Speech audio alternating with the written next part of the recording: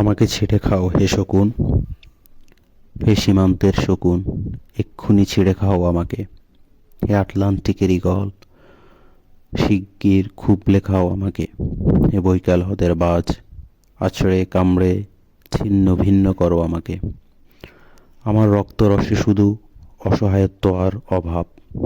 কাগজের কামলারা তারে আদর করে মুদ্রাস্ফীতি ডাকে। ঋণের চাপে নীল হয়ে যাচ্ছে আমার অনুচক্রিকা। সংসার চালাতে অন্তরে হয় ইন্টারনাল ব্লিডিং। কি আশ্চর্য, তবুও আমি মরছি না। ওদিকে দোজখের ভয়ে আত্মহত্যা করবারও সাহস পাই না আমি। খোদাকে বললাম আমি মরতে চাই। তিনি বললেন, বেঁচে আছো কে বলল? সহস্রাব্দ উন্নয়নের সাক্ষী হিসেবে রাজা তোমাকে মমি করে রেখেছেন।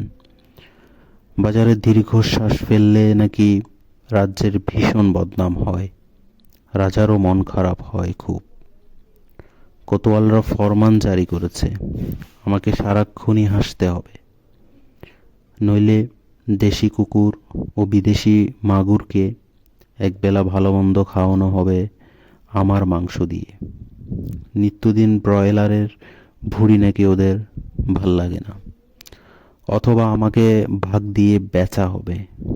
মানুষেরও তো মানুষ খাওয়ার স্বাদ হতে পারে, তাই না?